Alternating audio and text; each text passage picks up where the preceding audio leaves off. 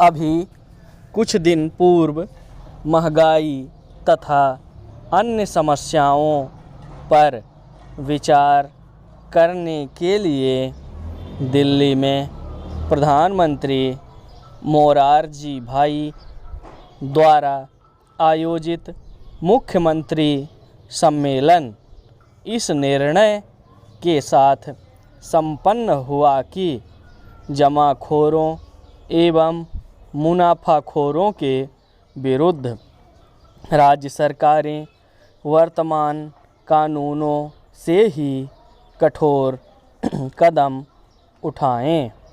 जमाखोरों एवं मुनाफाखोरों के विरुद्ध कड़ी कार्यवाही करने की अपील स्वयं प्रधानमंत्री ने की है और यह भी स्पष्ट कहा है कि यह कार्यवाही इतनी कड़ी हो कि व्यापारी फिर मुनाफाखोरी या जमाखोरी करने की हिम्मत न कर सकें। साथ ही महंगाई की मूलभूत समस्या की ओर भी प्रधानमंत्री ने मुख्यमंत्रियों का ध्यान आकर्षित किया है और उन्होंने इस बात पर विशेष बल दिया है कि जनोपयोगी चीज़ों के उत्पादन को तेज़ी से बढ़ाया जावे। इसी सम्मेलन में नागरिक आपूर्ति मंत्री श्री मोहन धारिया ने कहा है कि नवीन सार्वजनिक प्रणाली का स्वरूप शीघ्र ही राज्य सरकारों को भेजा जाएगा। इस सम्मेलन में देश की आंतरिक व्यवस्था पर भी चर्चा हुई।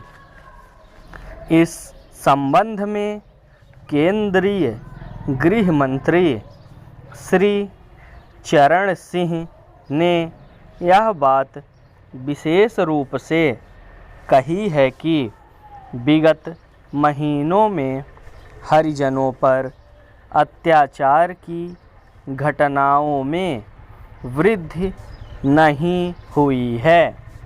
दूसरी बात, प्रधानमंत्री ने महत्वपूर्ण रूप से बताई कि राज्यों के अधिकारों को केंद्रीय सरकार किसी प्रकार कम नहीं करना चाहती।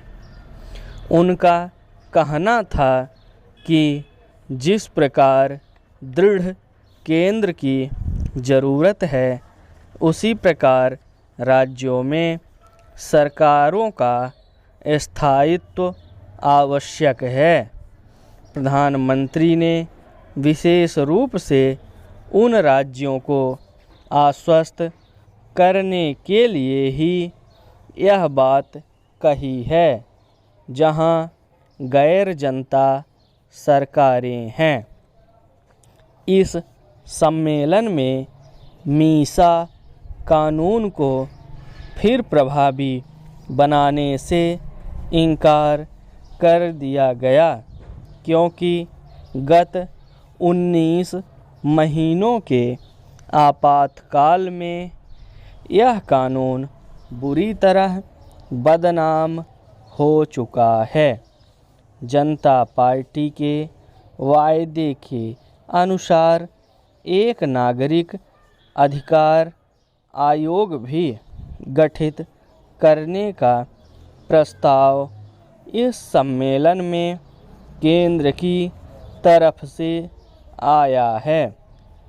यह आयोग स्वागत योग्य है क्योंकि अभी भी हमारी सामाजिक व्यवस्था में वर्ग एवं वर्ग भेद मौजूद है और वह देश की प्रगति में बाधक है।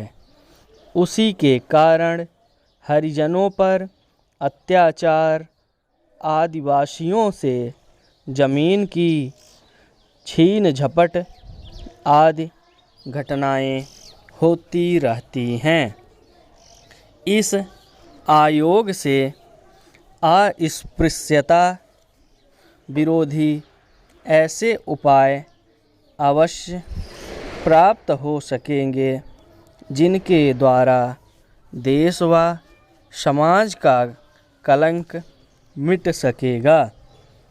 आपूर्ति मंत्री श्री मोहन धारिया की वितरण प्रणाली की भी जनता को उत्सुकता से प्रतीक्षा रहेगी, क्योंकि अभी तक जो भी सार्वजनिक वितरण प्रणाली शुरू की है वह स्थिति के अनुकूल या पर्याप्त सिद्ध नहीं हो सकी है।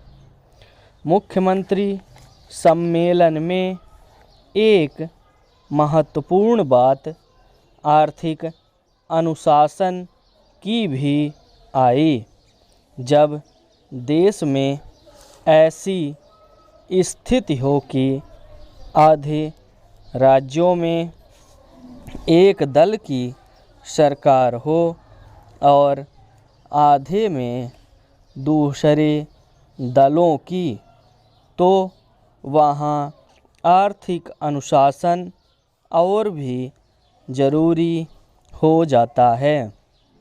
विकासशील व्यवस्था में वैसे घाटे के बजट से बचा नहीं जा सकता, लेकिन घाटे की व्यवस्था एक सीमा तक ही होनी चाहिए।